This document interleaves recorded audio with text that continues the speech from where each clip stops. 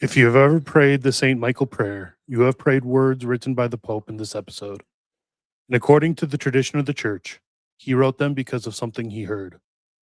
On October the 13th, 1884, after offering Mass in the Vatican, Pope Leo XIII suddenly went pale. Witnesses say he collapsed at the foot of the altar, and he looked, for a moment, almost lifeless.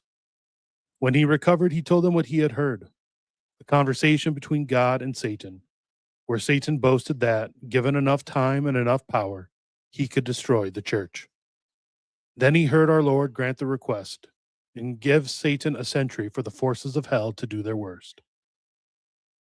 Now, this is, of course, private revelation, and no one is bound to believe it. But here's what is not in dispute. Shortly after this mystical experience, Leo, who was convinced that the crisis around him was not merely political but also demonic, did something more than write a prayer. He sat down and wrote a constitution. Not a constitution for the church, but instead for the state. He wrote a complete blueprint for what a nation should look like when it actually believes God exists. He called it Immortale Dei.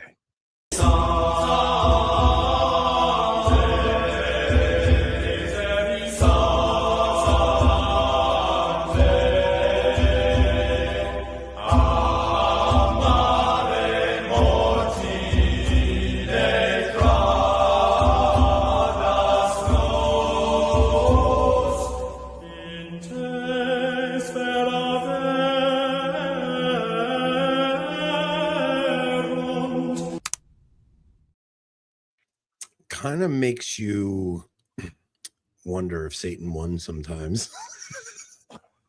I mean, dude, we're starting off optimistic here. Look, I had a rough couple days, but reading this encyclical was hard. Yeah. Well, first off, it was one of my favorites.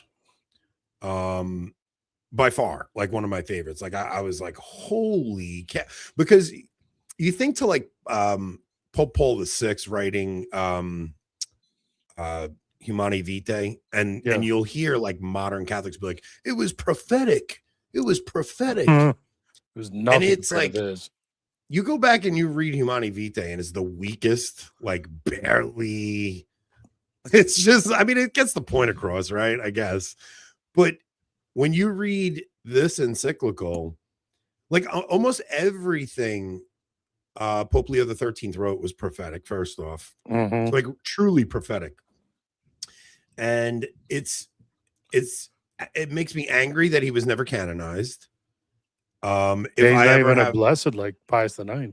If I ever have a dire situation in my life, I will be praying to Pope Leo XIV, Pope Leo XIII for his intercession, because like the holiness just drips through his writing.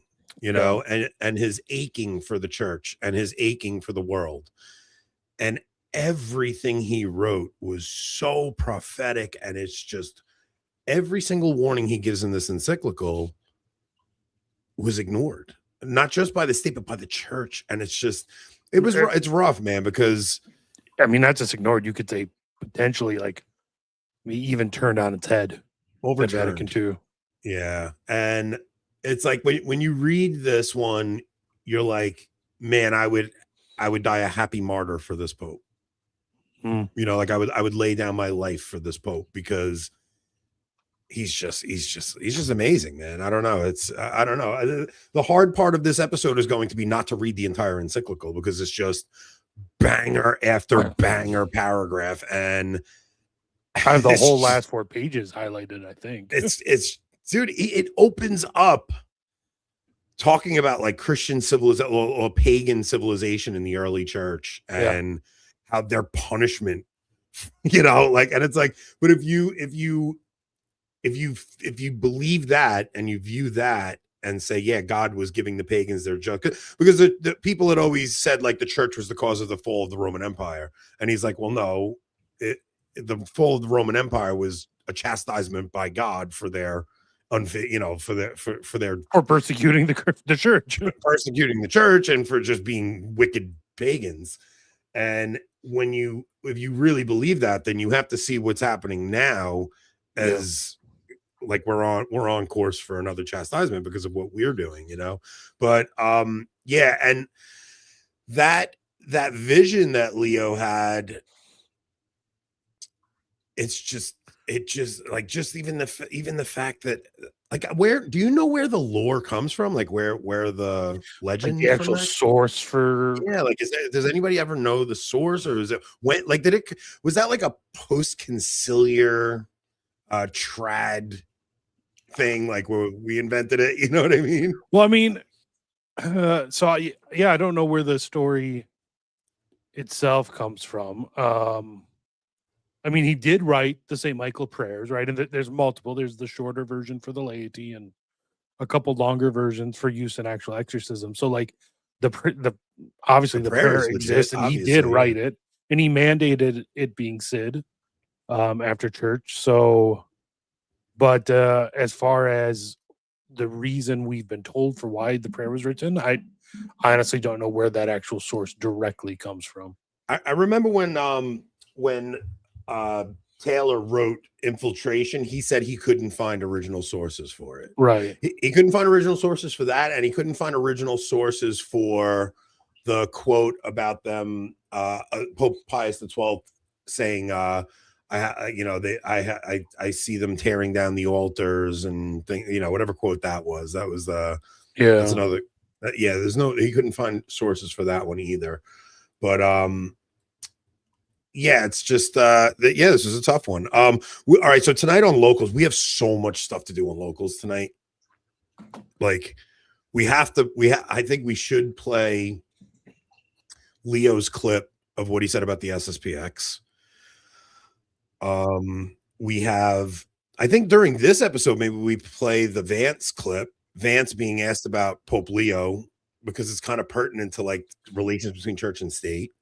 But then we also have there's so much drama going in the Ortho Bro world right now with like Jay Dyer stepping down and all that stuff. But there was an Orthodox priest I saw that's Stephen DeYoung. Yeah, he wrote about Father Stephen DeYoung, Father Josiah, whatever his name, Trenum, whatever his name is, Peugeot, and Jay Dyer.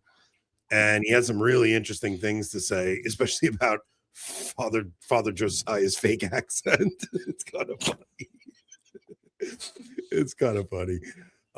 But yeah, so we're probably gonna, all right, so we're gonna cover ortho controversy, Pope Leo addressing the SSPX, Vance. What else? JD Vance will maybe do here, but no, I have like a whole bunch of others. Like, it's gonna be a packed local show tonight, so we'll try and get through this one in an hour if we can.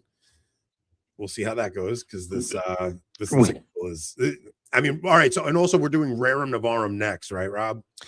Yeah, unless you wanted to do Libertas, but I think it's time to hit. I think it's time to hit Rerum Novarum. Now, Rob had suggested maybe breaking that into 2 episodes, because this one I feel like should have been 2 episodes, probably. But so this one is a little longer than the ones we've been doing, but not too bad. Rerum Novarum is about 20% longer than this one, but also, like, to really get into Rerum Novarum, we're gonna have to talk about communism, socialism, capitalism, labor unions. There's maybe not as much history, but there's a lot more context to talk about than what we've been doing. So we might have to do like a history and context episode, and then a whole separate episode on the actual encyclical. Yeah, it's man. Well, either way, we're gonna do Rerum Novarum next. So if you guys want to read up, that's where we're gonna go. I have some news. I'm going to be bringing in knickknacks to my company tomorrow, because all of the guys I work with suck, and they all need a little bit of a pick me up.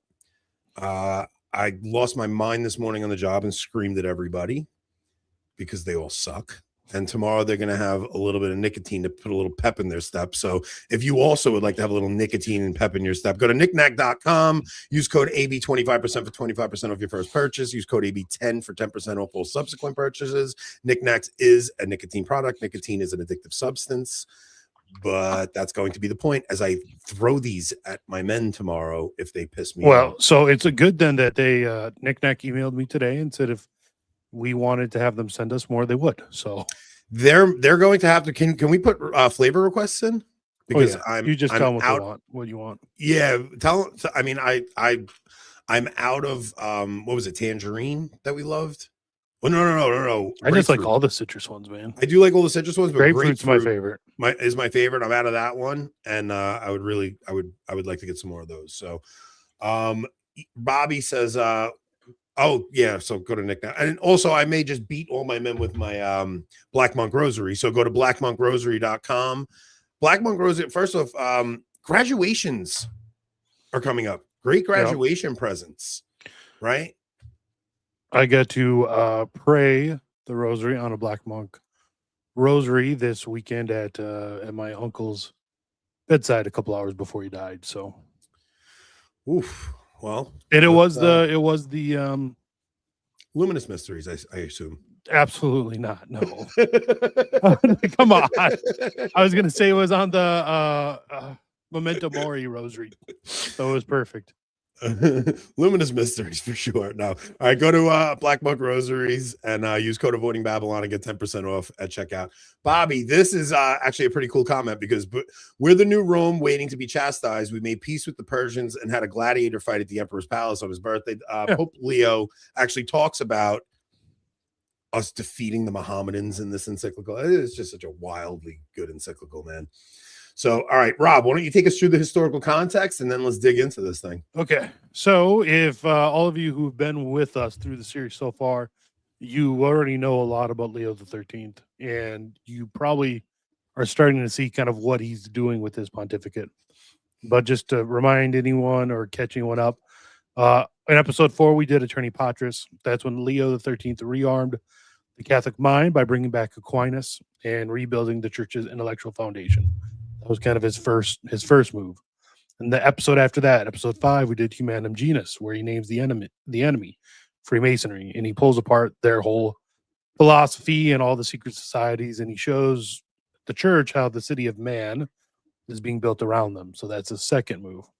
And now in this episode, with Immortale Dei comes out in 1885, comes his third move. And it wasn't just enough to rebuild the Catholic mind and to name the enemy. At some point, you have to answer the question that enemy is forcing upon you. And the question is, what's the alternative? If the liberal, secular, religiously neutral state is wrong, and Leo XIII had spent his entire pontificate arguing that it was, then what's right? What does a nation look like when it's correct? And Immortale Dei is Leo's answer. It is the most positive, most constructive document we've done in the entire series so far. If episodes 1 through 3, which was what Mirari Vos, Quanta Cura in the syllabus, and then I forget what episode 3 was.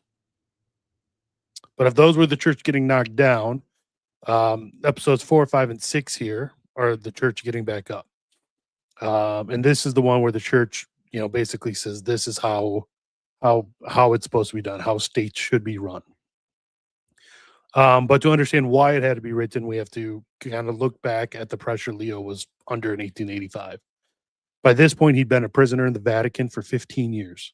The papal states were gone. And across what was the Catholic world, the government after government were running the same Masonic playbook, basically. The playbook Humanum Genus just exposed.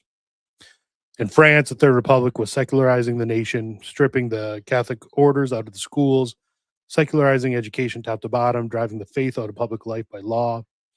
In Italy, obviously, the state had seized Rome, but it continued to treat the church as best as just a private club. In Germany, Bismarck's Kulturkampf had only just started to wind down after years of arresting bishops and closing seminaries. And underneath all of it ran, of course, the philosophy we've been talking about, liberalism. Not in like the American political sense, but as the total theory of society. And essentially like the principles in which America was founded. Like all of the things he's addressing are the principles in which America is founded, and the principles in which all of us who went to public school were taught were these amazing things, like freedom of religion, freedom of speech, all of these things. He sees that they will become the ruin of society, and he's just. And we're going to talk a little bit about America prior to this encyclical. So yeah, you're absolutely right. I also Yeah, think I'm one of the sorry, documents we Michael. should, Michael, we're going to do this on locals tonight. We just said that. Sorry, go ahead, Rob. yeah. I think one of the documents, one of the non-encyclical documents we should do is his letter against Americanism. Yeah. Eventually, but anyways, so liberalism is, of course, the doctrine that the people, are the only source of authority. All religions are equal before the state. The church and state must be separated, and that God is basically a private hobby with no claim on public life. We've already talked about all this. Um, and to us, as you just said, it's what our world is built on now. It's what it is, just the world. But in a sense, it already was in 1885. Yeah. In 1885, this was just simply progress. It was settled. It was obvious to them. It was the way they thought civilized modern nations were supposed to work. And Leo looked at all that and called it, what he believed it was. And he believed it was a lie about the nature of authority itself. And he set out to prove it in Immortale Dei. And the core teaching of Immortale Dei is that there's two powers. Of course, Immortale Dei is Latin for the immortal God. It was issued on the Feast of All Saints Day in 1885, November 1st. So this is about a year after his vision. His vision happens on October 13th, 1884, which is 33 years to the day before the miracle of the sun at Fatima. Oh wow, yeah, that's interesting. So this is about a year after that. And he opens it not with a complaint, but with a vision of order. And his starting point is that all authority comes from God, not from the people, not from the consent of the governed, from God alone. And if all authority comes from God, then there's two authorities that God has established on earth, two perfect societies, as Leo calls them. One, of course, is the church, which God established to govern the things of the soul, of eternity, of salvation. And the other is the state, which God established to govern the things of the body and of the temporal common good. So two powers, the spiritual and the temporal, both from God, both real, both with genuine authority in their own sphere. And, it wasn't a call for theocracy. Leo's not saying that the Pope should run the government or that priests should be magistrates or anything about that. He explicitly draws the line that the church governs souls and the state governs civil affairs, and that each is supreme in its own domain, basically. But Leo says the state is not free to be neutral about God, because the state authority comes from God, so that the state then has a duty to God. So a nation, just like a man, owes worship to its creator. And therefore, a rightly ordered state must publicly recognize the true religion, protects the rights of the church, and order its laws as far as it prudently can toward the eternal destiny of its citizens. Leo argues that a Christian nation is not a nation that just happens to have Christians in it. It's a nation that publicly acknowledges Christ as king in its laws, in its institutions, and public life. That's what Leo says. I don't mean to jump in, but just to add some context. Yeah, no, for sure.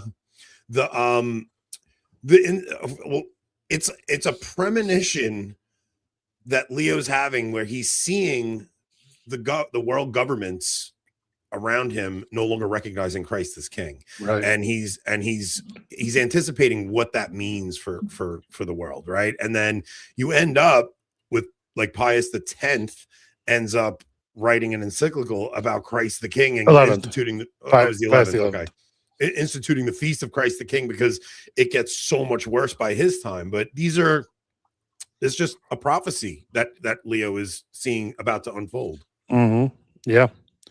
Yeah. So this, this ideal from Leo is the thesis. And the moment you say that, what he believes out loud, whether now in 2026 or even back in 1885, every instinct that the modern world has trained into you screams that it's impossible, dangerous, or even wrong. But Leo anticipated that reaction. And his answer to that reaction is potentially the most important and even controversial idea in the entire episode, even potentially more so than than what he lays out about the state. So that, like I said, Leo anticipated that reaction that people were going to have.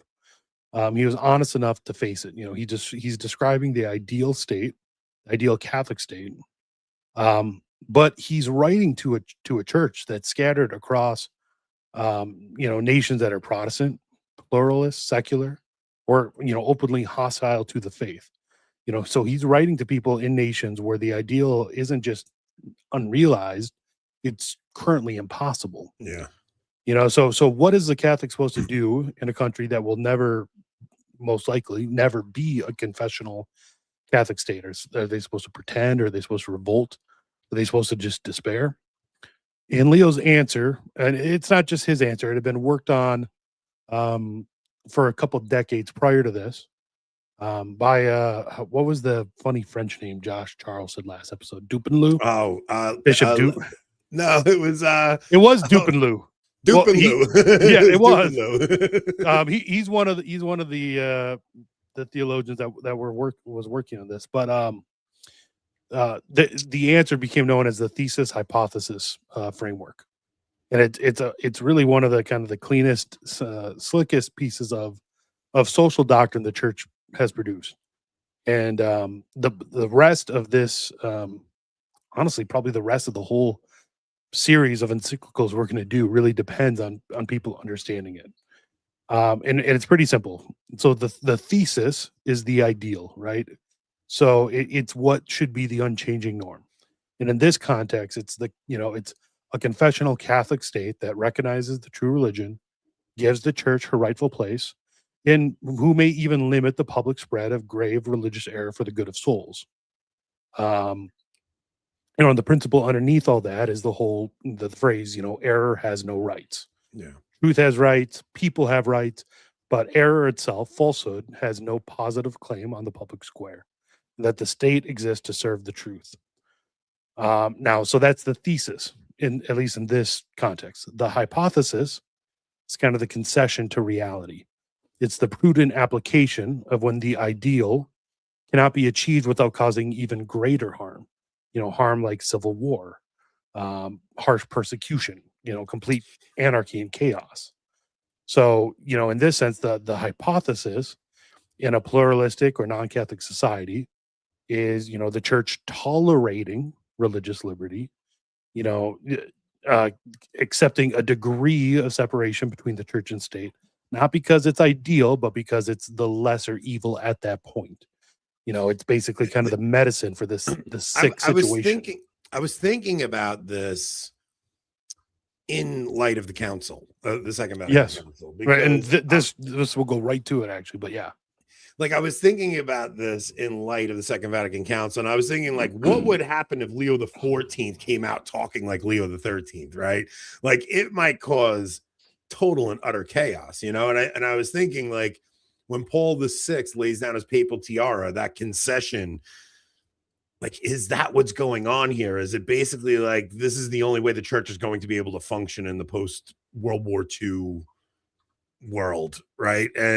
But the thing is, all it just kept coming back to was the men that are in the hierarchy today don't view the church the same way Leo XIII does. They don't see the church as the teacher of all humanity. They don't see the church as the instructor of nations. It's simply the privilege route to them, right? Yeah, it's the privileged way, or they even like they still teach the Catholic faith, right? Like you still get the Catholic faith in that you're getting the sacraments and you're being taught about mortal sin and you're being taught about what holiness looks like, things like that. But they're no longer the modern hierarchy no longer sees the church with the same vision that Leo XIII or any of the preconciliar popes saw the church and her role in society and the world. Mm-hmm. So it's kind of jarring when you're reading some of these things by Leo, because you're just like, man, this is just so different. Yeah. You're supposed to say elder brother before me, but I think I just said it first. That's all right. Let them talk. I just ignore them now. Every other comments, my face is freaking red. My studio's, I don't even care. So the thesis in this framework never changes. It's rooted in divine law. It's the permanent ideal. The hypothesis is a practical accommodation to messy, reality. So toleration of other religions is not endorsement. Tolerating error isn't the same as saying error is good. It's saying that under these specific conditions, fighting it would cost more than just bearing it. So what Leo does is he gives Catholics a way to live faithfully in a hostile secular world. What just happened to the comments? I put Ocean in timeout. Timeout or forever? No, timeout. I gave him a timeout. No, I think you. Oh, I banned him permanently again. I meant to just put him in timeout. Ocean, I'll fix it after the video. Fix it in. You go too far every episode, Ocean. Eventually you get to me. I don't know. You're right. You got to me. See you later. You'll come back. This is an interesting theory. The laying down of the tiara was possibly the beginning of the 100 years that Jesus said he would give Satan. It was either then or it's 1947. Those are my two theories. Like I either think it's at that moment when Paul VI does that or 1947, because 1947, so many things are happening in 1947. I mean, I don't know. I guess I've always thought that it probably began right then and there, but the church in 1985 wasn't great. Like if that's when the 100 years ended, I mean, are we better now than we were in 1985? No, that's why I definitely.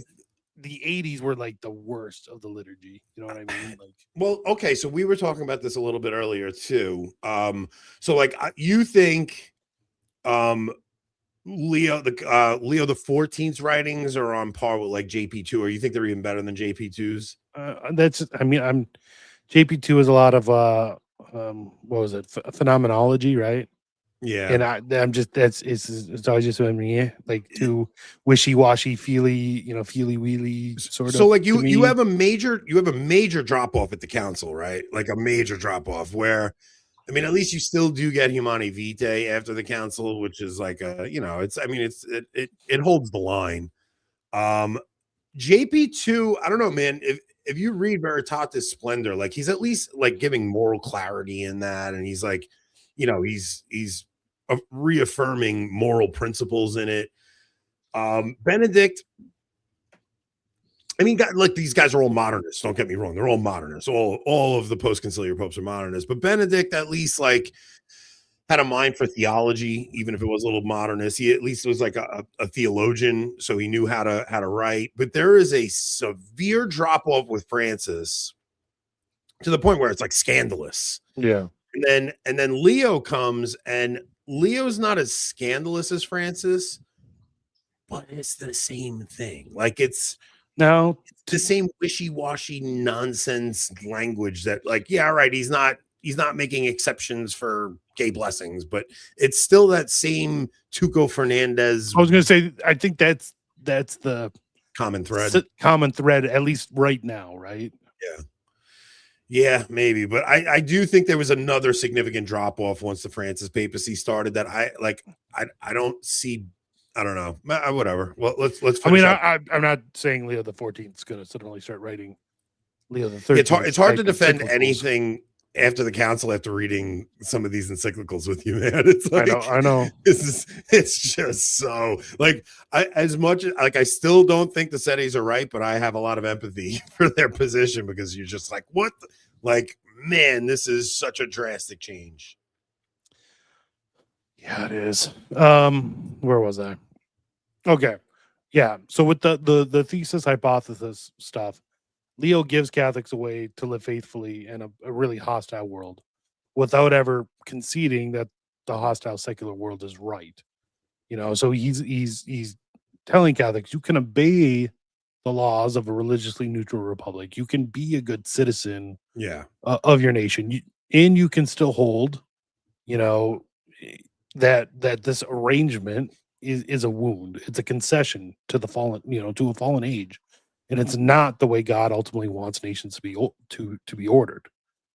And for like 80 years after this, that whole framework is how Catholics understood the relationship between church and state. You know, it was the standard framework. But then came Vatican II and a document called Dignitatis Humanae. And you know, that's the question that Dignitatis Humanae raises, you know, has been kind of tearing at the church ever since. So, you know, in 1965, the church promulgates Dignitatis Humanae, which is the Declaration on Religious Freedom. And I didn't pull up the actual document. I'm not going to read from it, but to summarize, it says, at least in like the common reading of today, that every human person more or less has a right to religious liberty, that no one should be forced to act against his conscience in religious matters, and that no one should be prevented from publicly practicing their religion within due limits, and even that the right should be recognized in in the constitutional law of society. Or the Detroit Archbishop going to a mosque and praising Islam. Yeah, to say the least. Now compare that to Leo XIII. Immortale Dei says that the ideal state may limit the public expression of religious error because error has no rights. Dignitatis Humanae, many say, says the state should constitutionally protect the public expression of religion, including and practice false ones. So there's no small difference there. And you know, even to this day, to a lot of faithful, intelligent Catholics, it looks like the church said one thing in 1885 and said the opposite thing in 1965. You know, and how you answer the question, did the teaching change? You know, has really split the Catholic world since, you know, for the last 60 years. You know, you have the traditionalist critique, you know, from men like Archbishop Lefebvre and Cardinal Ottaviani, you know, who at least maybe not initially, but eventually came to say that the teachings seem to change. Leo XIII taught the social kingship of Christ, whereas Dignitatis Humanae seems to contradict it. You know, and since the church cannot reverse her own solemn teaching, it seems like something there has gone gravely wrong. You know, and it's kind of, if not this specific subject, this kind of problem is the doctrinal engine of the entire traditionalist movement. You know, and if you push it to its extreme, you know, you do get kind of the sedevacantism that we covered in our Vatican I episode. Yeah. On the other hand, you have the continuity reading, you know, from like Benedict, where he addresses it in his famous 2005 address on the hermeneutic of continuity. You know, and they argue that the teaching kind of just it didn't reverse, that the principle didn't itself change. Error still has no rights, but what changed was just the prudential application in the light of the modern state. They say that Dignitatis Humanae is talking about immunity from coercion, basically a civil right not to be forced, you know, to practice Catholicism, which is a different question, they say, from whether error has a positive right to exist. You know, they in Leo's own categories, some of them argue that the council just universalized the hypothesis, that it recognized that in the modern world, almost always religious liberty as a civil arrangement is the prudent, potentially even permanent application for the modern world. You know, so it's obviously not a settled question, even to this day, and there's a lot of unresolved tension in the church because of it. But what we do know is you can't really understand the crisis in the modern church without understanding this encyclical, because it's kind of like I just bought the Catechism on Modernism, mm-hmm. and it's all based on like basically Leo the 13th and, you know, the syllabus of errors and all this. Like it's just a catechism on modernism, so that you have a better way to understand how subtle some of these things are. Like some of them are so subtle, and they just kind of infected everybody and everything. And even American Catholics, even sedevacantists, are spewing modernism from like a modernist American point of view. And it's whether right or wrong, continuity or departure, like we do have to look at the world as it existed, like at the time of the Second Vatican Council. And I'm sure we'll get there through this series, but like, when Leo's writing this in 1885, the Catholic Europe is crumbling. Yeah. And by the time of the 1960s, it's gone, Yeah. whereas the American Catholic Church is growing steadily. Yeah. In a country, in a secular country with freedom of religion, you have the Catholic Church growing and thriving. Yeah. Whereas in Catholic Europe had collapsed. So I could see where they're saying, hey, in this day and age, it is prudent to just always have religious liberty, to just, Yeah.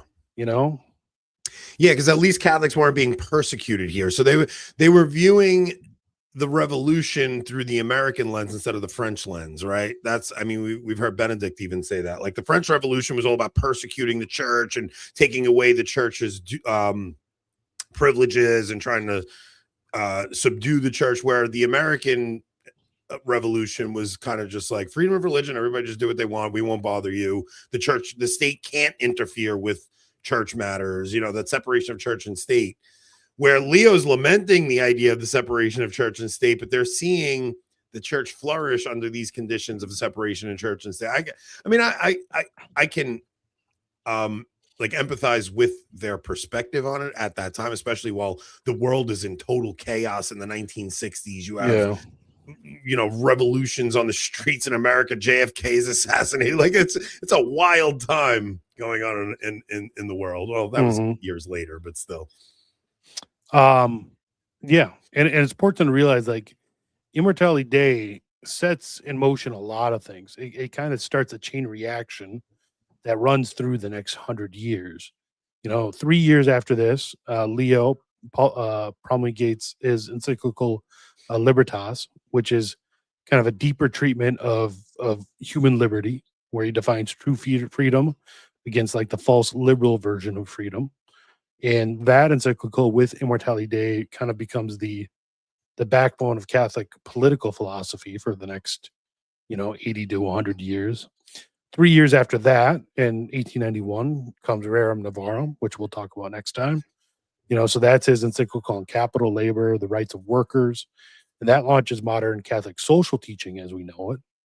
And Rerum Novarum stands on the foundation that Immortale Dei lays, the conviction that a society owes its order to God, not just on economic markets or political majorities. And then after that, in 1899, he issues a letter called Testum Benevolentiae, which addresses the Church in the United States and the heresy of Americanism. And the question underneath that is exactly the thesis hypothesis question we're talking about. Is the American model, the separation of church and state, religious liberty for all, is it merely a tolerable hypothesis, or as some American Catholics were starting to teach, it as the actual thesis, the actual ideal, better than what Leo describes in Immortale Dei. And in that letter in 1899, he says more or less that the American arrangement may be a workable accommodation, but don't mistake that accommodation for the ideal, basically.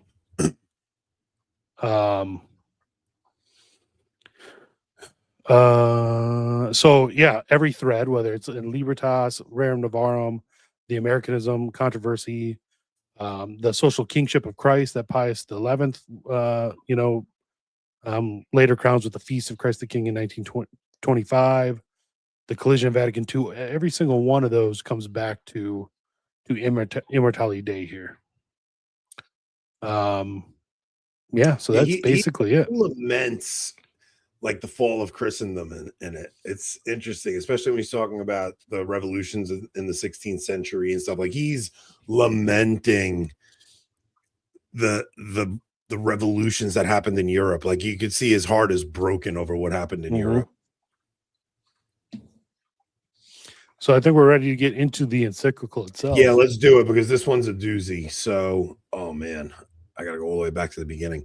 The first thing that jumped out at me was it's right in the beginning in paragraph 2, where he says, from the very beginning, Christians were harassed by slanderous accusations of this nature, and on that account were held up to hatred and execration for being, so they were called, enemies of the empire. The Christian religion was moreover commonly charged with being the cause of the calamities that so frequently befell the state, whereas in very truth, just punishment was being awarded to guilty nations by an avenging God.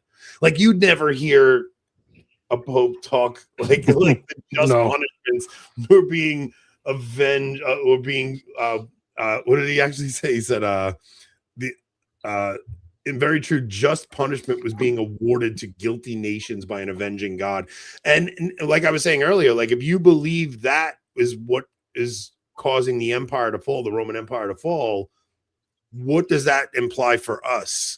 Because like that's where I get my apocalypticism from. It's not a black pill. It's in that I believe the story. Like, I believe in God, and I believe God punishes us when we are guilty of idol worship and we betray him. So I don't see how we can avoid it. I mean, I think you could make a very good case that World War I and World War II, which in essence is largely the same conflict, that those wars were a punishment for the world failing to heed the warnings that in these encyclicals we've read. Yeah, I definitely don't disagree, but where the problem comes in is that it doesn't lead to repentance and a return to God. No, it doesn't. Which means that a deeper and harsher chastisement is on the horizon. It has to be one so harsh that we wear sackcloth and ash and beg God's mercy and repent for our sins. Yeah. I tried not to highlight too much until paragraph 5. So if you have anything in between there. Yeah, just the end of 2. I have many indeed are they who have tried to work out a plan of civil society based on doctrines other than those approved by the Catholic Church. Nay, in these later days, a novel conception of law has begun here and there to gain increase in influence. The outcome, as it is maintained, of an age arrived at full stature, and the result of progressive liberty. But though endeavors of various kinds have been ventured on, it is clear that no better mode has been devised for the building up and ruling the state than that which is the necessary growth of the teachings of the gospel. We deem it therefore of the highest moment and a strict duty of our apostolic office to contrast with the lessons taught by Christ the novel theories now advanced touching the state. By this means we cherish hope that the bright shining of the truth may scatter the mist of error and doubt, so that one and all may see clearly the imperious law of life which they are bound to follow and obey. Yeah. Oh man. Go ahead. Well, before you get to 5, I had one more thing marked as important. As no society can hold together unless someone be over all, directing all to strive earnestly for the common good, every body politic must have a ruling authority. And this authority, no less than society itself, has its source in nature, and has consequently God for its author. Hence it follows that all public power must proceed from God, for God alone is the true and supreme Lord of the world.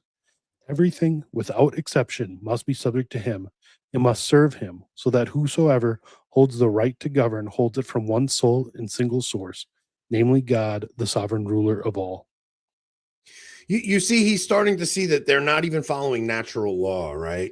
Yes. Like, he sees they're not even following natural law anymore, and it's just like these are the seeds for the feast of Christ the King to be instituted down the road. Like, it's you just see it's already. I mean, bro, this is before abortion. This is before even contraception. This is he just sees rampant immorality, and he sees these governments trying to make laws that are contrary to the natural law, and he's like, you all you leaders like you need to recognize that God is the source and author of all of authority, and you're governing in his name.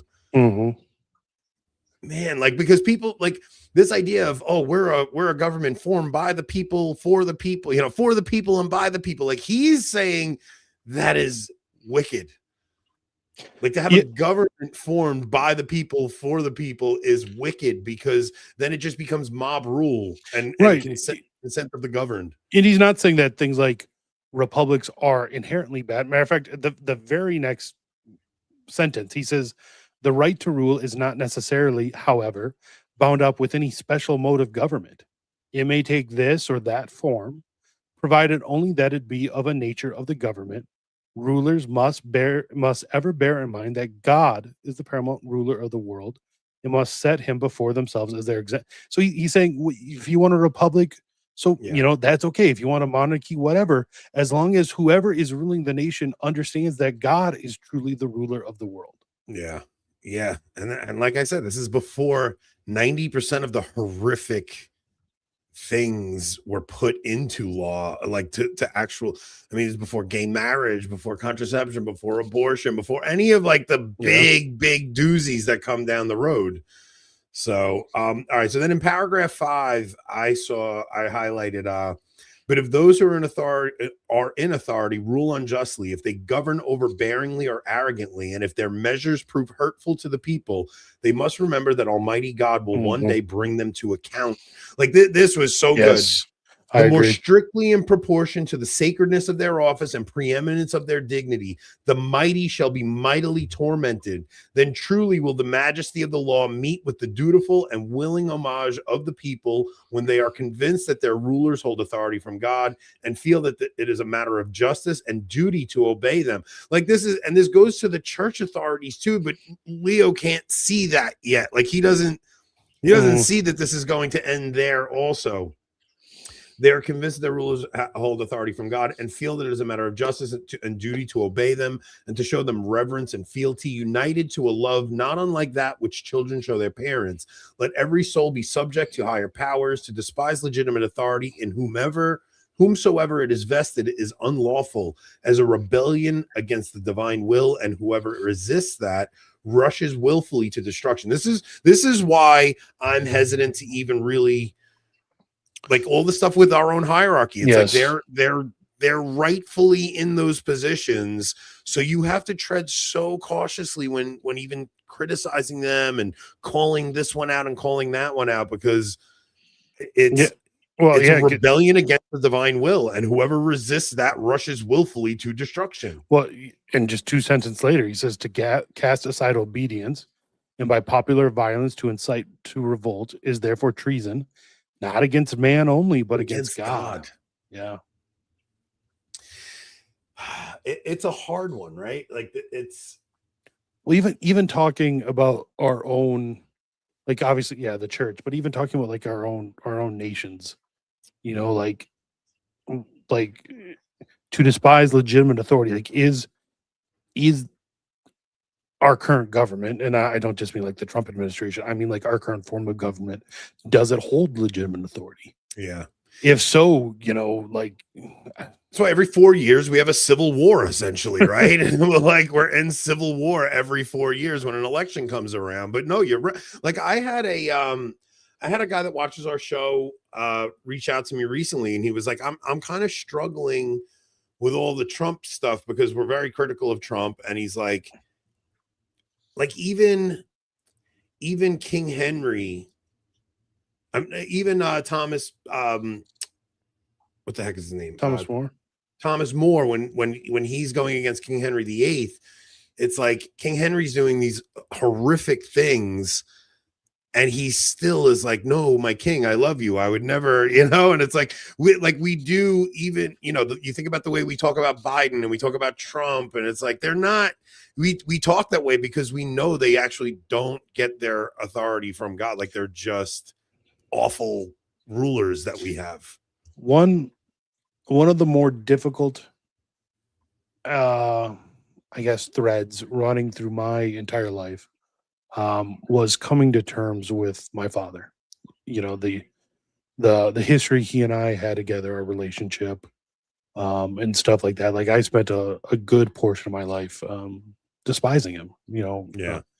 And it took a lot it took a lot to get over. I mean, it took him basically being, on his deathbed the last few months to really start to get over that and come to terms with the fact that whatever he had or had not done throughout his life and throughout his role as my father, like he was still Your my father. father, and there is a heavy duty there, on both ends, and whether or not he had lived up to his, it really had nothing to do with whether or not I was going to live up Yeah, to that's a hard to my one. duty, and I'm starting to see that more and more with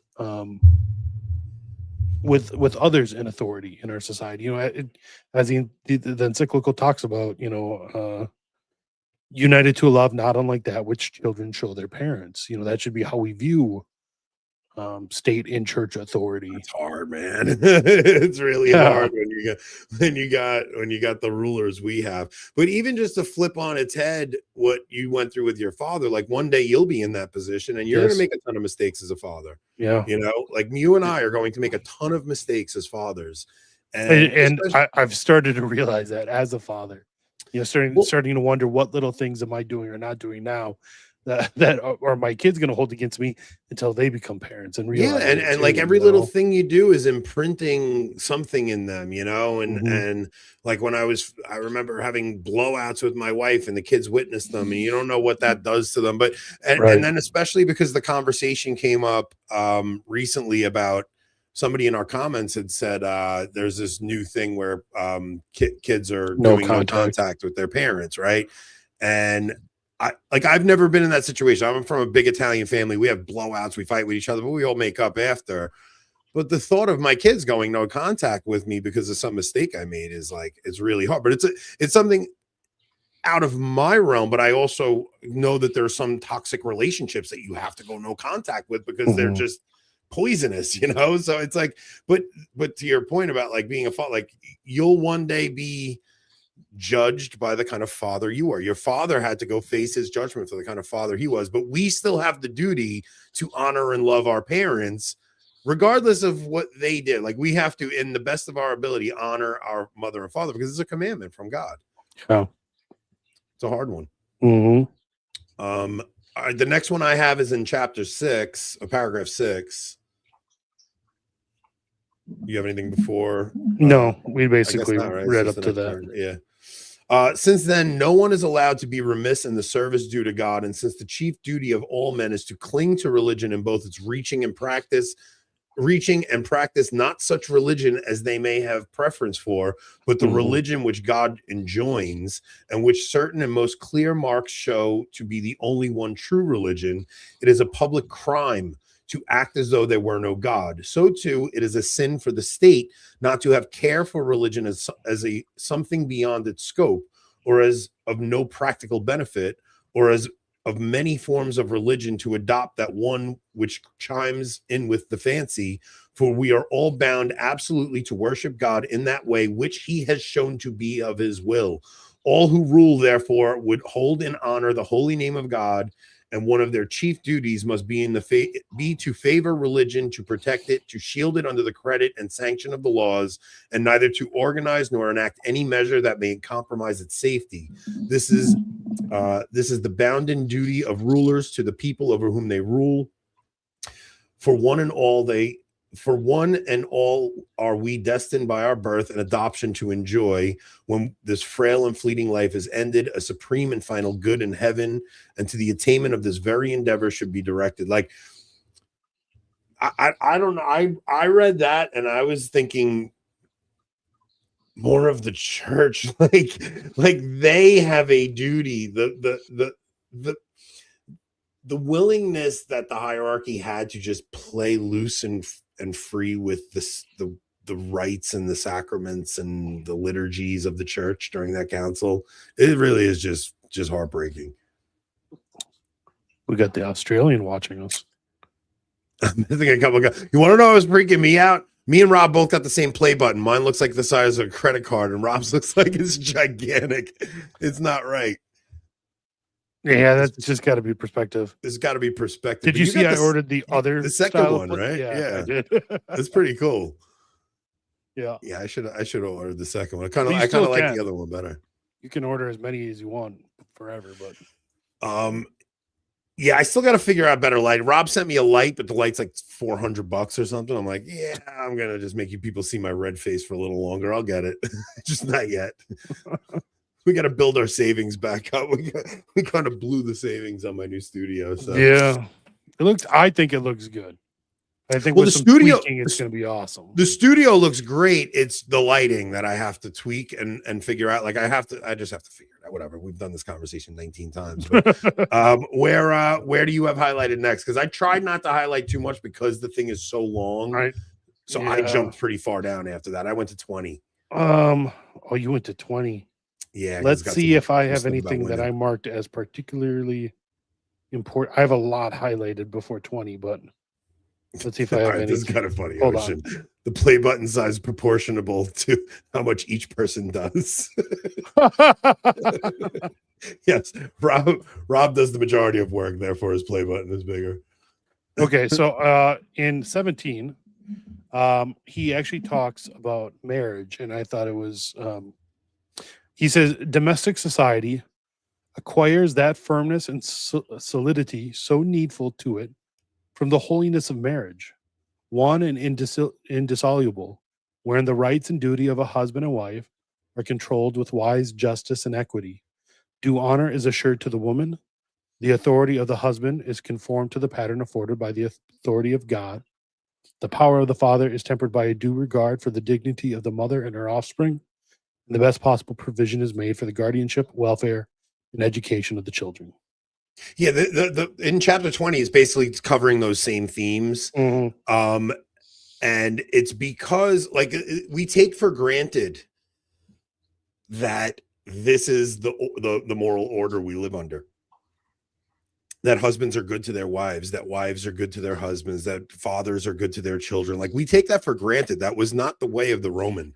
Like the Roman citizen treated his wife like a piece of property. His slaves was also legally. his children. He had the right to kill his children. They were his children. They were his property. He was if a child disobeyed him, he had the right to kill his own child. So like we take for granted this idea of what a family looks like and the duties of a father and a husband to his wife and children and the duties of a wife to her husband. Like and it's starting to fall apart before our eyes right now because we're losing that perspective of what Christian family looks like because we live in a depraved world. But in 20, it also says women, thou dost subject to their husbands in chaste and faithful obedience, not for the gratifying of their lust. Talking about women and their lust. women, thou dost. If only because this is from St. Augustine. If only he had heard of book talk. Yeah. So this is from Augustine. Women, thou dost subject to their husbands in chaste and faithful obedience, not for the gratifying of their lust, but for bringing forth children and for having a share in the family concerns. Thou dost set husbands over their wives, not that they may not that they may play false to the weaker sex, but according to the requirements of sincere affection. Like sincere affection for your wife is a big thing, right? Like this your wife is not just your property. You should do this because you have a sincere affection for her. Mm-hmm. Thou dost subject children to their parents in a kind of free service, and dost establish parents over their children with a benign rule. Thou joinest together, not in society only, but in the sort of brotherhood, citizen with citizen, nation with nation, and the whole race of men by reminding them of their common parentage. Thou teachest kings to look to the interests of their people, and dost admonish the people to be submissive to their kings. With all care dost thou teach all to whom honor is due, and affection and reverence and fear, consolation and admonition and exhortation and discipline and reproach and punishment. He's talking about the church. This is what the church has taught us. And you really don't like, man, the atheists of today and the people who think nothing of Christianity, they all get to live in the spoils of men who were subdued by the Christian faith. They take for granted that the even like when you go back to the Me Too movement, right? Like the whole thing was based on debauchery and, but it came back to Christian principles where women were angry that men didn't act like Christian men. It's like you guys had the sexual revolution. You wanted free love. His last name was Weinstein. But it wasn't just him though. It was this backlash from women who were angry that they were taken advantage of. It's like you guys set this system up. You wanted free love. You wanted to just have sex without consequence. And then when men behaved like barbarians, because that's what happens when you get rid of Christian morality, when men acted like pagans, now all of a sudden you want to cry about it and you want to hold them to some morality that you told them not to uphold anymore. So now these women are mad that these men weren't gentlemen. Like, screw you. You chose these rules. You wanted to play in this mud. All right. What do you have next? I have 21 something. I highlighted the whole of 21 and yeah. So there was once a time when states were governed by the philosophy of the gospel. Then it was that the power and divine virtue of Christian wisdom had diffused itself throughout the laws, institutions, and morals of the people, permeating all ranks and relations of civil society. Then, too, the religion instituted by Jesus Christ, established firmly in befitting dignity, flourished everywhere by the favor of princes and the legitimate protection of magistrates. And church and state were happily united and conquered in friendly interchange of good offices. He's describing Christendom here, basically. Yeah, that's why I said earlier, like he was lamenting the fall of Christendom. Like he's like, when things like when the church is playing her proper role and the state is playing its proper role, the state upholds the church because the church disciplines the children. Yeah. And that makes the rule of government so much more peaceful because the church is keeping people. Oh my gosh, it happened again. Don't worry, somebody will turn it back on. He said I can still hear you. It's just my lights went out. The state constituted in this wise bore fruits important beyond all expectation, whose remembrance is still and always will be in renown, witnessed to as they are by countless proofs which can never be blotted out or ever obscured by any craft of any enemies. Christian Europe has subdued barbarous nations and changed them from a savage to a civilized condition, from superstition to true worship. It victoriously rolled back the tide of Mohammedan conquest, retained the headship of civilization, stood forth in the front rank as the leader and teacher of all in every branch of national culture, bestowed on the world the gift of true and many-sided liberty, and most wisely founded various numerous institutions for the solace of human suffering. And if we inquire how it was able to bring about so altered a condition of things, the answer is beyond all question, in large measure, through religion, under whose auspices so many great undertakings were set on foot, through whose aid they were brought to completion.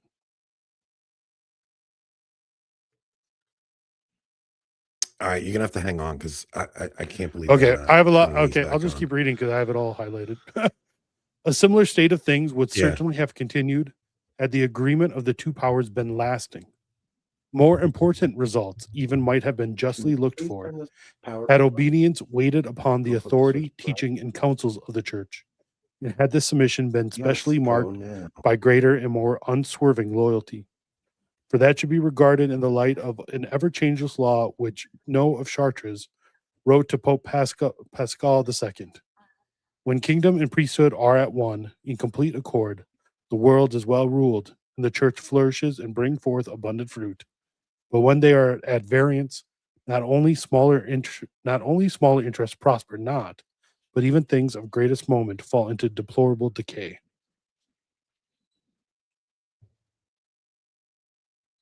Can you not there? Is it coming back up?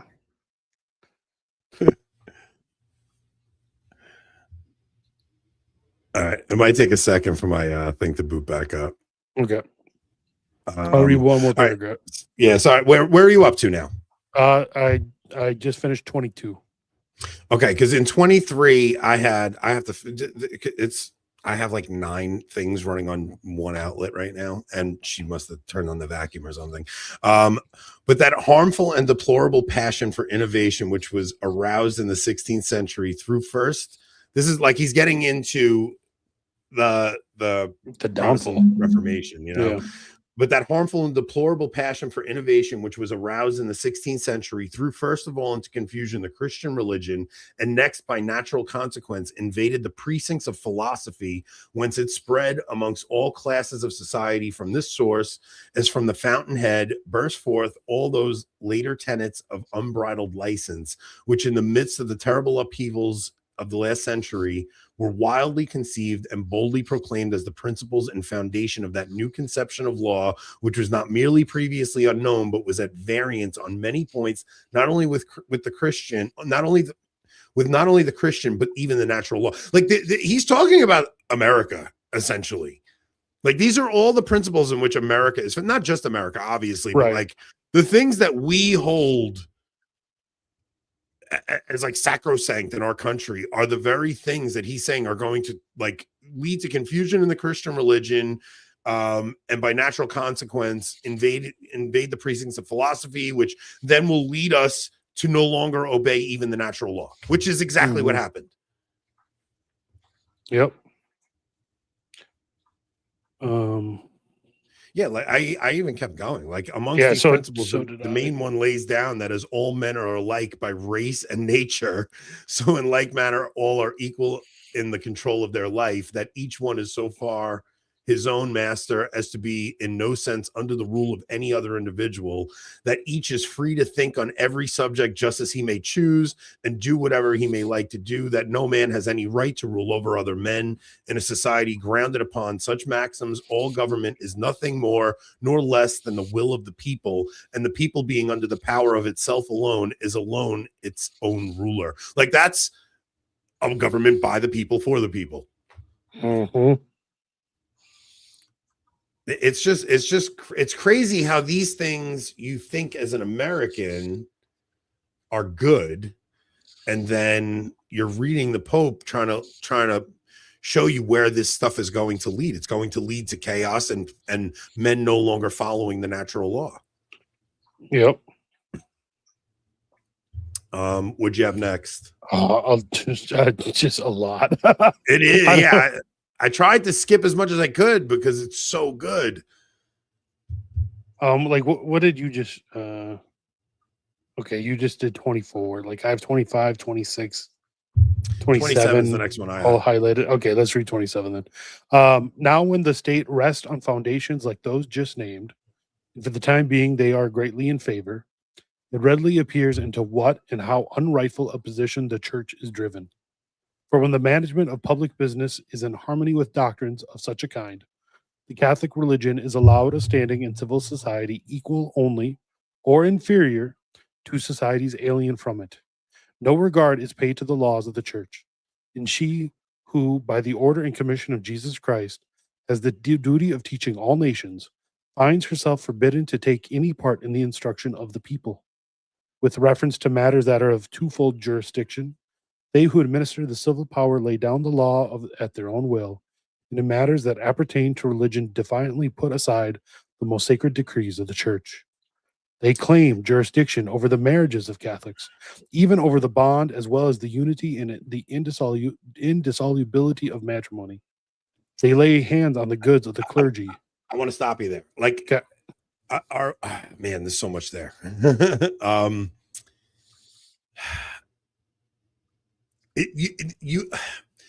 Because in America, like you never thought anything of like the state recognizing marriage, but the state also then takes this duty that they could go, oh, well, we're just going to give you a divorce, where the church is like, no. That's like the marriage is our realm. You don't get to have a say over marriage. Marriage is our realm.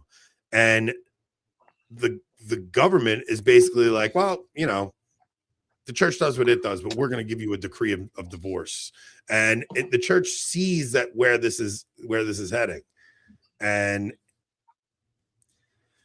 I never thought about this stuff. like, so do you think the church, do you think the state should have any say in marriage, or do you think it should just be totally given back to the religious realm? I don't think there should even be marriage licenses, to be honest. Like Yeah. it should be, yeah, it really should be the realm of the church. I mean, but I suppose, But like, there is a good when the state recognizes a marriage yeah, and I gives tax things like benefits to a tax, family yeah, and things like that. Like, I see a benefit in that. Like, you do want the state to yeah, recognize the benefits and goods of marriage, but what happens is then the state gets involved and they're like, well, we'll call anything a marriage.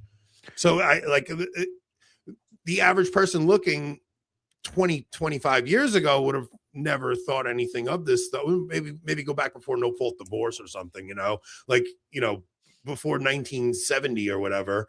And you're like, no, it's good that the state recognizes marriage. Then all of a sudden they give no fault divorce. And then all of a sudden they're recognizing same-sex marriage. Next thing you know, they're punishing men for their wives filing for divorce when the wife is the one who cheated. Like, there's things that the state did to absolutely destroy marriage and the covenant.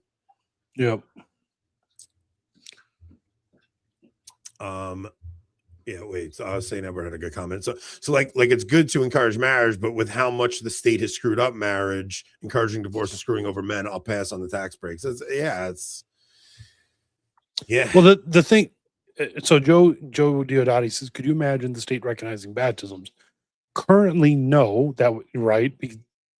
It would be crazy to think that, but I mean, as Joshua Charles talked about in our last episode, that was how you became a citizen of a Christian nation, was through baptism.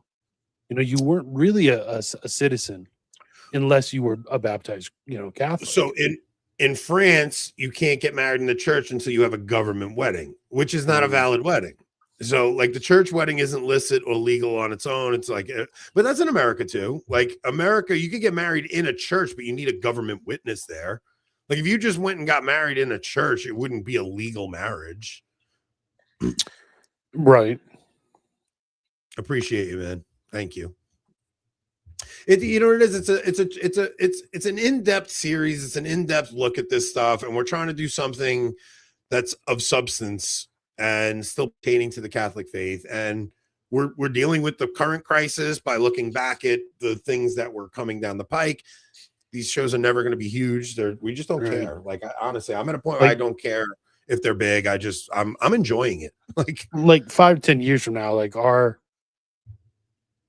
usual episodes where we're talking about whatever was going on at the time won't matter. They won't mean anything. But this series will always hopefully mean something. It's an evergreen series. You could send it if you got a long car ride and you want to, if you don't have time to sit and watch it live, it's like, if you got a long car ride, it's a good one to throw on for a 2-hour car ride or something. Yeah. So the next one I had highlighted was like 31. So I don't know if you had anything in between there. It's just so dense and packed. Like, you could literally read the entire encyclical. It's like, we're trying to give you guys the highlights and some of the things that like popped out to us, because we know it's hard to sit and read an encyclical, but some of this stuff is just so good. And you're just like, man, the popes before the council saw this stuff coming. And then all of a sudden they have this council, and it's like, John the 23rd is like, oh, enough with the prophets of doom. It's like, no, bring back the prophets of doom, man. This is there is a specific playlist for this already set up on the channel. The link is in the description, so just click on the playlist link and it should play them all. Yeah, if you're checking this one out now and you didn't watch the last one, like, Joshua Charles jumped on halfway through the last one. Like, after the historical section, Josh jumped on with us and we discussed Freemasonry and secret societies and stuff. So I have 31 highlighted as well, especially the last sentence. The last sentence, you could say, is kind of like TLM versus Novus Ordo sort of thing. In 31? Yeah, so if you want to read that, I literally highlighted the same thing, and I put it in a different color than the beginning of 31. Okay. You want to read the whole thing? So I basically, like, the beginning of it, I highlighted in yellow, and then like I cut it in half, and then I skipped a couple sentences and I highlighted the rest in green. But the sovereignty of the people, however, and this without any reference to God is held to reside in a multitude, which is doubtless a doctrine exceedingly well calculated to flatter and to inflame many passions. That's important.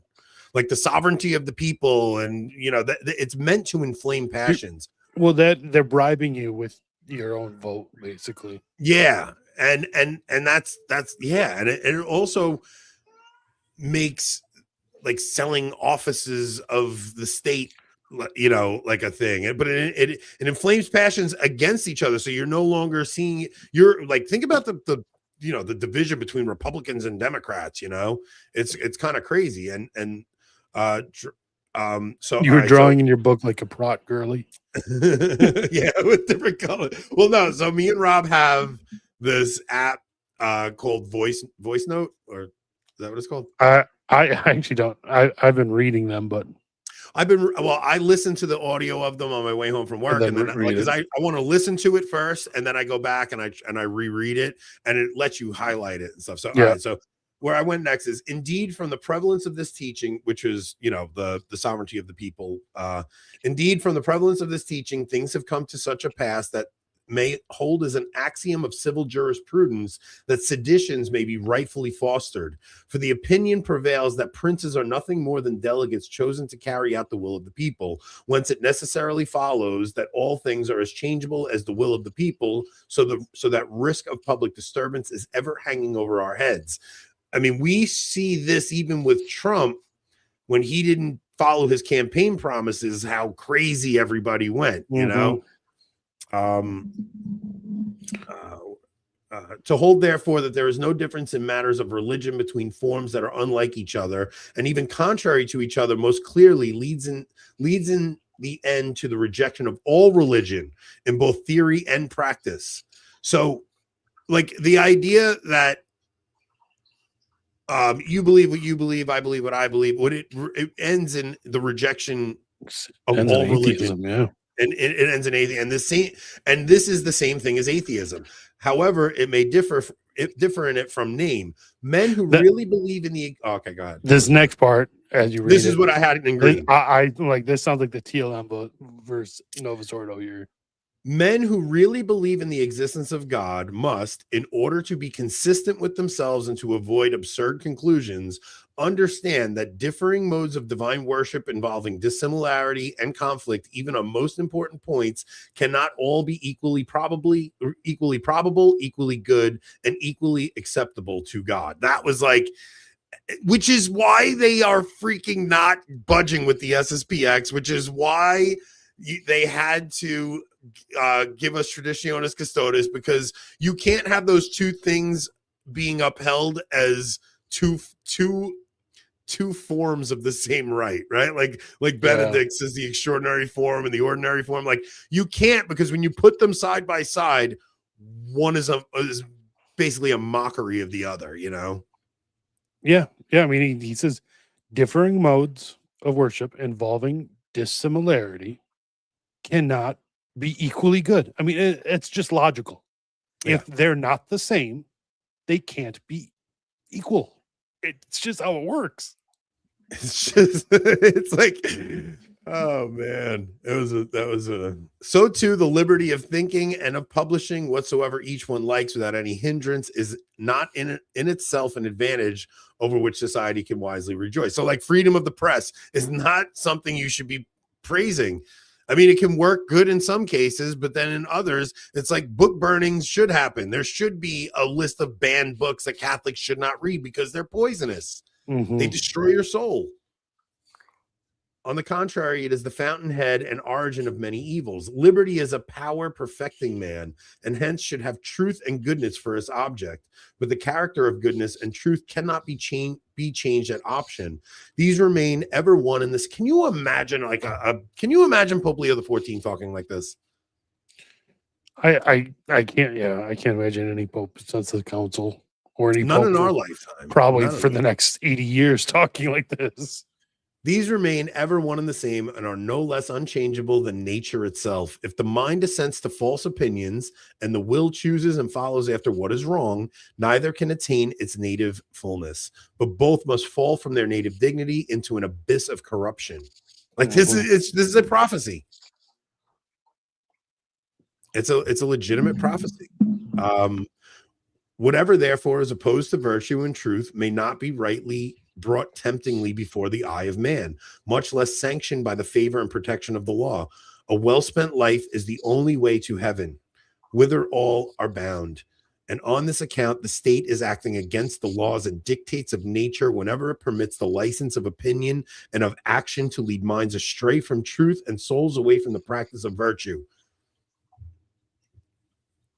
To exclude the church founded by God himself from life, from laws, from the education of youth, from domestic society is a grave and fatal error. A state from which religion is banished can never be well regulated. And already perhaps more than is desirable is known of the nature and tendency of the so-called civil philosophy of life and morals. Like he's just saying, like it can't.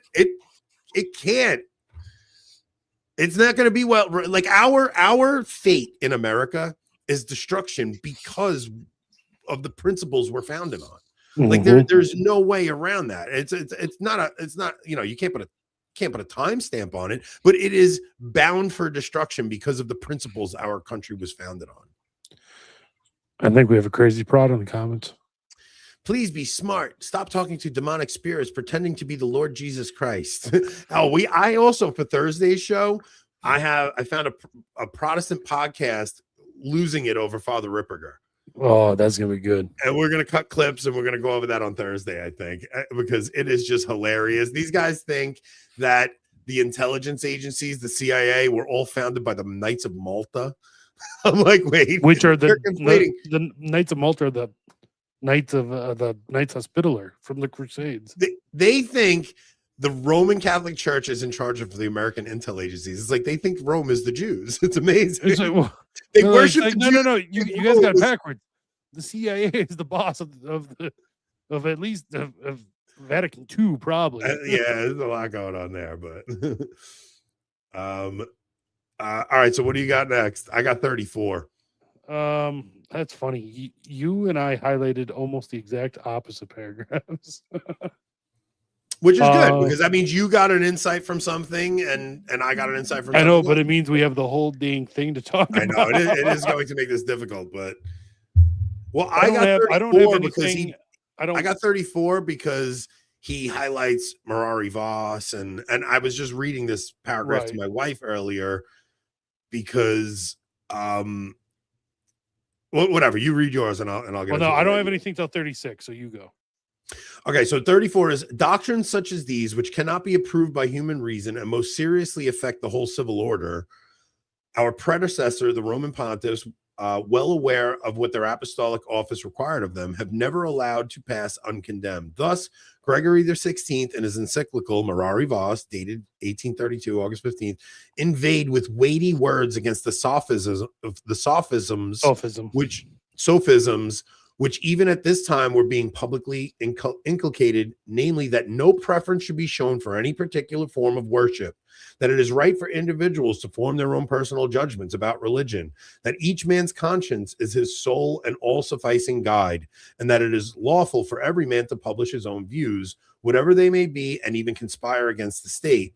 On the question of the separation of church and state, the same pontiff writes also, nor can we hope for happier results either for religion or for the civil government from the wishes of those who desire that the church be separated from the state and the concord between the secular and ecclesiastical authority be dissolved. So I was explaining to my wife how these are such American principles, right?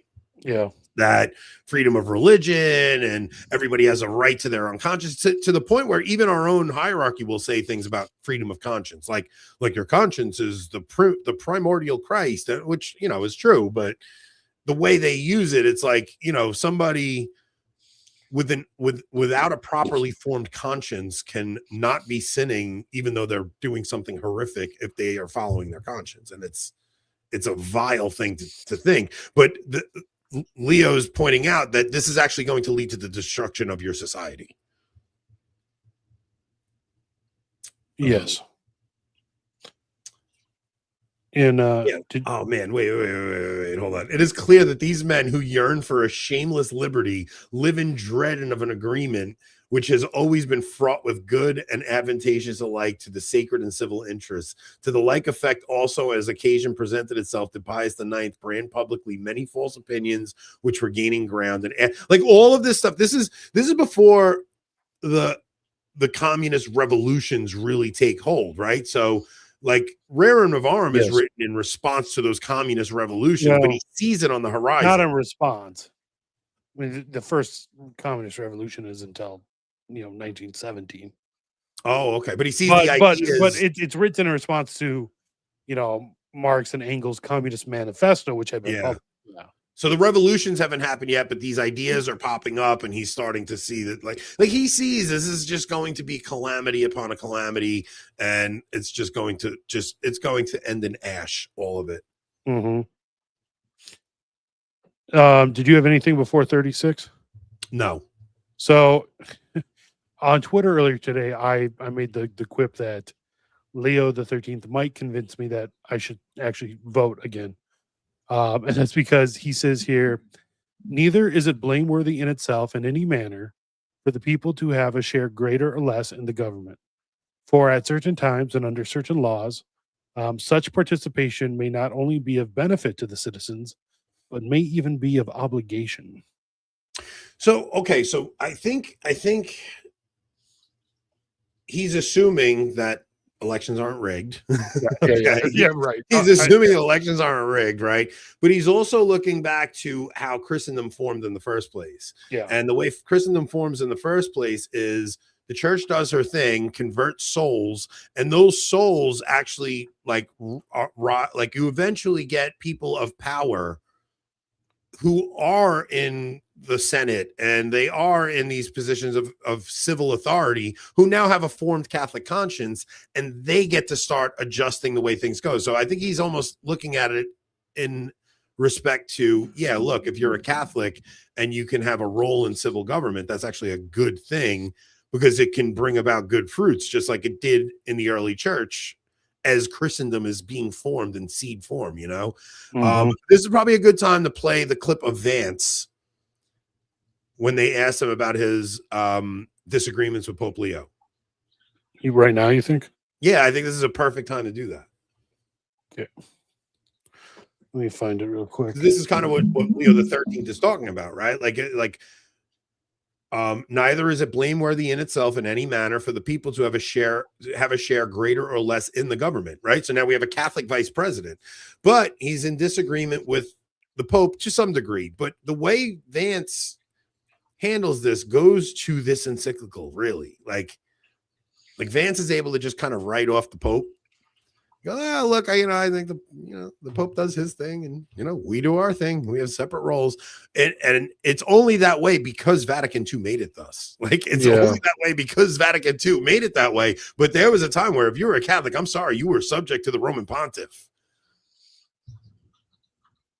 How do you process Pope Leo's criticisms of the administration, on war and, the treatment of migrants? So the way that I think about it, first of all, I do think that the media, not saying you, but the media often tries to treat the Pope as this sort of far left guy, where he said it's reasonable for a nation to have borders. It's reasonable for a nation to enforce its borders. Yes, he has said some critical things, but the way that I take it is I try to listen and I try to understand. I try to understand the perspective, but fundamentally, the job that I have is to apply moral principles to the problems that exist. I certainly think the Pope is going to have interesting views on that. I certainly take those views under consideration, but it's not my job to sort of say, well, just because the Pope disagrees with me, I'm going to do something different for the American people. I think he has his role. I have my role. The president has his role. And the Pope's role is as a preacher of the gospel, certainly an important moral voice. But I think somebody where you got to weigh everything. You got to say, absolutely, we can treat people humanely. We can also have a border. Part of my job is to balance those things. I think part of the Pope's job is to remind us. I'm sorry, but like Vatican II, this is like he's just following Vatican II. I don't think so. I think everything he said there is pretty much in line with this encyclical. I really do. Because the two power, the church and the state have the authority in their spheres, right? And yeah, the church has the authority to teach on faith and morals, Yeah. And yes, the state is bound to follow that and believe in those faith and morals, but the state is the one that has the authority to apply Oh those no, faith no, and I agree morals with that. to the But when talking about an issue of morality, like I'm not saying JD Vance should be just subject to the Roman Pontiff and just do whatever he says. I'm just saying the way he's like, well, the Pope is the preacher of the gospel. his And attitude is a little flippant for it's sure. it's a little flippant of who the Pope is, who the Roman Yes. Pontiff is. And he's like, oh, he's kind of just like, hey, he's a preacher of the gospel, No, he's Right. the Roman Pontiff in Yeah. reality, right? And his words should hold more weight, but they've made it where the Pope is kind of playing this political game, and he's not, it's just it's led to a degradation of the papacy in general. Yeah. Since the council, there's just a degradation in the office of the papacy, and it's sad because I think JD Vance, like, I can't tell if he's genuine or but he's a smart guy, right? Like he gives good answers, and like especially when talking about like the order of charity and stuff like that. Like he's a smart guy. He's not, I don't know how much he believes the stuff or if he's using it as a skin suit to get elected to stuff, but Yeah, he's an interesting character. so all right, so here's the thing, we're at an hour and a half, and I think we should, I don't know if you have something like big highlighted, but we're not going to get through this whole thing, and I think it's almost brutal to do that to everybody. Yeah, I had one thing that I kind of tweeted earlier, that if you ever want to just destroy a left Catholic or liberal Catholic position on anything, this is what I would go with. Leo says, it is unlawful to follow one line of conduct in private life in another in public, respecting privately the authority of the church, but publicly rejecting it. For this would amount to joining together good and evil, into putting man in conflict with himself, whereas he ought always to be consistent, never in the least point nor in any condition of life to swerve from Christian virtue. Yeah, I mean, look, I'll say this. It's been hard to read these encyclicals in light of the current situation, but they're also really informative, and I've learned a lot about some of my own improper views. like Yeah. I've had many incorrect views by growing up in America and being raised in the public school system, and like, because I love certain like even learning the Catholic faith, like you learn certain apologetic arguments and you learn church history, but to actually understand like what our philosophical lens should be and understanding the modern errors,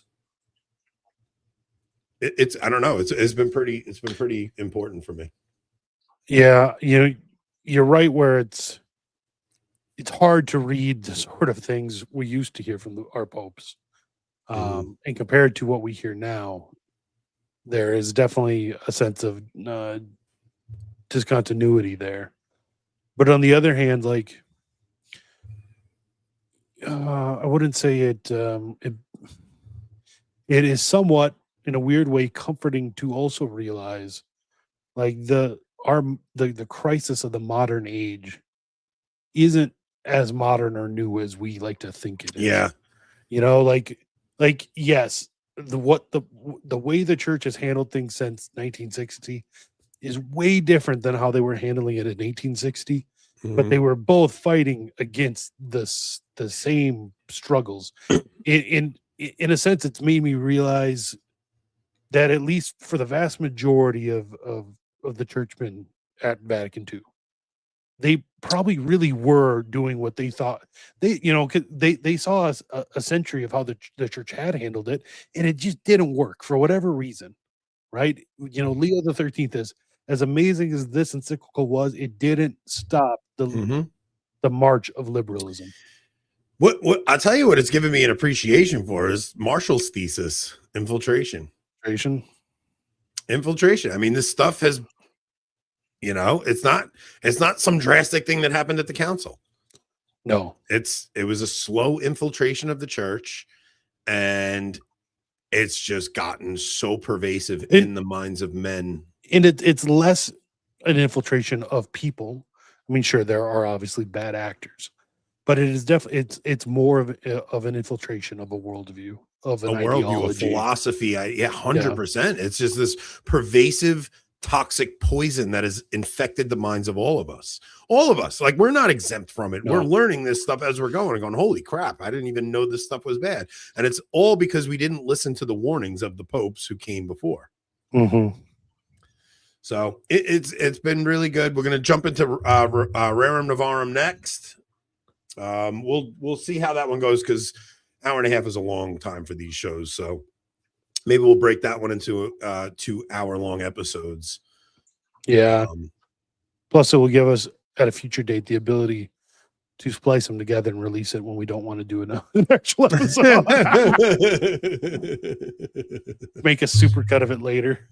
All right, so here's what we got in locals. I would totally be up for debating this. Some woman said, married women, have you ever said yes to sex because you didn't want to deal with his moodiness if you said no? And I thought that was an interesting one, because married men, have you ever said yes to something because you didn't want to deal with your wife's moodiness if you said no? And I think that could be an interesting conversation we could do. We have the ortho bro wars going on, where we have this Father Emmanuel Lamelson, him going off on like Jay Dyer, Father Josiah, Father Stephen DeYoung. He's kind of mocking American Orthodoxy, because American Orthodoxy is kind of absurd. It is. It's so it's stupid, just kind of to absurd. Be honest. It's I don't know. Like, I would never be tempted to go that way. It's American Protestantism with smells and bells. That's it. It's American liberalism in pretty vestments. They have the same rejection of authority the Protestants have against their own hierarchy. I'm sorry, I have the hiccups, guys. I got Zen hiccups right now. Or Zen, you traitor. I'm dying. Then I want to do Leo doing the SSPX thing. Okay. All right, so we're going over to locals, guys. Jump over to locals. Let me get the link for everyone. How would Ant know how Italy is doing in the World Cup? How are they doing in the World Cup? I don't know. I don't know how America's doing in the World Cup. I have no idea. All I've been watching is how the Scots love America. Do they? Have you been watching those videos on Twitter? No, but I've been seeing like the Venezuelans fighting the Ecuadorians and all that crap. Oh my! World Cup and your Twitter's still about race wars. That's all they want. My World Cup is watching a Scottish guy go into a Buc-ee's. The South American wars are hilarious to me, because I work with all guys from different South American countries, and they all hate each other, and it's all racial. I'm telling you, the Hondurans hate the Ecuadorians, and they all just hate each other. All right, so yeah, we're gonna go over to the other side. We're gonna do SSPX. We're gonna do Ortho Bro Drama, and next episode we have Protestants going after Father Ripperger, and we're gonna mock them mercilessly. Send them to Robert@avoidingbabylon.com, and I'll read over them. Robert, not Rob, because I've given your email address as Rob@avoidingbabylon. It's Robert@avoidingbabylon. Or team@avoidingbabylon.com. That'll work too. You got a taffy outro? No, he's making one for what are we doing? What are we doing Thursday? Is Nancy Charles coming on this Thursday or next Thursday? Oh, she is. Yes, we're getting Nancy on Thursday. Okay, so Taffy, careful now.